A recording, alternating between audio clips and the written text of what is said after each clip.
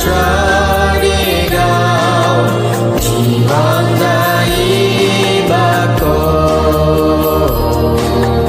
তাহা আমায় আরো শিখাও, জীবনদায়ী বাক্য।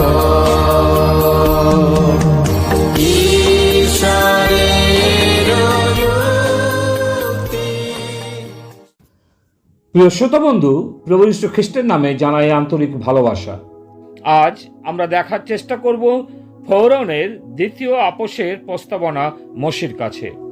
যাত্রা পুস্তক 8 অধ্যায় 28 পদে ফৌরন কহিলেন, আমি তোমাদেরকে ছাড়িয়া দিতেছি, তোমরা প্রান্তরে গিয়া আপন ঈশ্বর সদাপ্রভুর উদ্দেশ্যে যোগ্য করো, কিন্তু বহু দূরে যাইও না, তোমরা আমার জন্য বিনতি করো। আপোসটা হচ্ছে বহু দূরে যাইও না। প্রান্তরে 3 দিনের পথ যেতে হবে না, এই মিশরের সীমানা পেরিয়ে গেলেই হবে, হয়তো 1 মাইল বা মিশরের বাইরে। শুনতে ভালোই লাগছে, পৃথকথাও বুঝতে পারা যাচ্ছে, আর কোনো মিশরীয় সঙ্গে থাকবে না। কিন্তু মসি কি তা মেনে নিয়েছিলেন?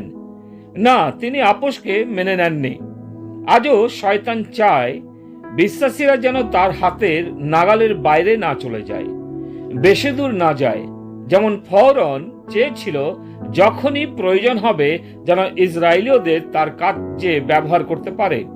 প্রিয়, তদ্রূপ শয়তানও চায় না আপনি তার নাগালের বাইরে চলে যান, হাত বাড়ালেই যেন আপনাকে পাওয়া যায়। তাই তো সে বলে, চার্চে যাওয়া দরকার নেই, বাড়িতেই থাকো, যিশুর গুণগান করো, আবার আমার প্রয়োজনে তোমাদের কাজে লাগাবো। আজ বিশ্বাসীরা জেনে বা না জেনে শয়তানের দাসত্বে রয়েছে, তার সাথে আপোসের কথা জীবন কাটাচ্ছে। ফৌরন ভীত হয়েছিল, যদি ইসরায়েল সন্তানেরা মিশর থেকে বেরিয়ে যায় তাহলে তারা কখনো আর ফিরে আসবে না, কারণ তারা হয়তো কনানে চলে যাবে। তাই ফৌরন যেন তাদের উপর নজর রাখতে পারে এবং প্রয়োজনে ইসরায়েলীদের মিশরে ফিরিয়ে আনতে পারে, তাই বলেছিলেন বেশি দূরে যাইও না। অনুরূপভাবে শয়তানও চায় না আমরা তার থেকে অনেক দূরে চলে যাই। মসি এই আপোসকে প্রত্যাখ্যান করেছিলেন, কারণ এই পৃথকতা খুবই নিকটে ছিল। এটা ছিল সীমিত, মিশর অতি সন্নিকটে, জগৎ অতি নিকটে, এবং এই আপোস পাপের হাতছানির অতি নিকটে স্থিত, মাংসময় ইচ্ছাগুলিও অতি নিকটে অবস্থিত। তাই মসি আপোস অস্বীকার করেছেন। বর্তমান জগতে বিশ্বাসীদের প্রয়োজন যতদূর সম্ভব হয় যেন শয়তানের আপোস থেকে দূরে থাকে। মনে রাখবেন, শয়তান কখনোই চাইবে না কেউ তার হাতের বাইরে চলে যাক। উদ্ধার বা পরিত্রাণ পাওয়ার পর যতদূর সম্ভব শয়তানের নিকট হতে দূরে সরে যান। আপোস বা বোঝাপড়া করবেন না।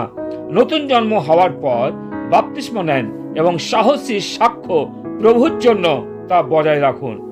আপনার পশ্চাতে শয়তানের সাথে যোগাযোগের সমস্ত সেতুগুলি বিচ্ছিন্ন করুন, ভেঙে ফেলুন, যেন শয়তানের পথে পুনরায় ফিরে না যান। লক্ষ্য করা যায়, অনেকে প্রভু যিশুকে গ্রহণ করে পরিত্রাণ পাওয়ার পর কিছুদিন ঠিক থাকেন, তারপর আবার সেই পুরাতন স্বভাবে, পুরাতন শয়তানের কথাবার্তায় এবং মন্দ আচরণগুলি জীবনে প্রয়োগ করেন, এবং এটাই শয়তান চায় বহু দূরে যাইও না। তাই তো পৌল তিমোথীকে বলেছিলেন, যৌবনকালের অভিলাষ থেকে পলায়ন করো, শুধু দূরে না কিন্তু পালিয়ে যাও। আমাদেরও পলায়ন করতে হবে। প্রিয়, আপনি যখন প্রভুকে জেনেছেন, নতুন সৃষ্টি হয়েছেন, তখন সিগারেটগুলি জ্বালিয়ে বা পুড়িয়ে শেষ করুন, মদের বোতলগুলি ভেঙে চুরমার করুন, জুয়া খেলাগুলি ধ্বংস করুন, খ্রিস্টের প্রতি বিশ্বাসের সাক্ষ্য তুলে ধরুন ও প্রভু যিশুতে স্থিরভাবে দাঁড়িয়ে থাকুন। যতদূর সম্ভব হয় আপনার পুরাতন জীবন ছেড়ে দেওয়া এবং জীবন ও নতুন জীবনের দূরত্বকে বাড়িয়ে দেওয়া। শয়তান বলবে বহুদূরে যাইও না, কিন্তু আপোস না করে আপনি যতদূর সম্ভব হয় দূরে পলায়ন করুন। সেই ছেলেটির মতো হবেন না যে নিষিদ্ধ জলে সাঁতার কাটতে প্রলুব্ধ হলে স্নানের জন্য স্যুট কিনেছিল। সেই কেনা কাটার মতো হবেন না, যার কোনো ব্যবহারের স্থান থাকে না। পৌল রোমীয় বিশ্বাসীদের বলেছেন, রোমীয় তার 13:14 তোমরা প্রভু যীশু খ্রিস্টকে পরিধান করো। অভিলাষ পূর্ণ করিবার জন্য নিজ মাংসের নিমিত্ত চিন্তা করিও না। যীশু খ্রিস্টকে অনুসরণ করতে করতে পুনরায় জগতে ফিরে যাওয়াটা হচ্ছে ভয়ঙ্কর বিষয়।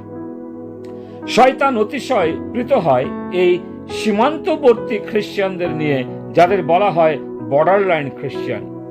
যদি আপনি এই ধরনের খ্রিস্টান হন, তাহলে এই মুহূর্তে শয়তানকে ভৎসনা করুন, তার থেকে দূরে সরে যান, গভীর জলে গিয়ে জাল ফেলুন। ঈশ্বর এই বাউন্ডারি লাইন খ্রিস্টানদের কি বলেন? প্রকাশিত বাক্য 3:15-16 লেখা আছে, এরা না তো শীতল না তো উত্তপ্ত, তিনি তাহাদেরকে বমন করিতে উদ্যত। তাই আসুন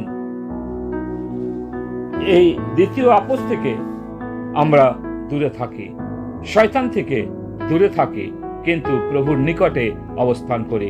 ঈশ্বর তিনি তার বাক্যে আমাদের আশীর্বাদ করুন। পিতা ঈশ্বর, তোমাকে ধন্যবাদ দিই যে আজকের সকালে তুমি আমাদের বুঝতে সাহায্য করেছো প্রভু, যেন আমরা শয়তানের সাথে কোনো আপোস না করি। যেমন ফৌরন বলেছিল, বহু দূরে যেও না, সামনে থাকো। প্রভু, আজকে আমাদের প্রয়োজন যেন শয়তান থেকে আমরা বহু দূরে যাই এবং পলায়ন করি। তুমি আমাদের অনুগ্রহ দাও আজকের সকালে। প্রার্থনা প্রভু যীশু তোমার নামে চাই, আমেন।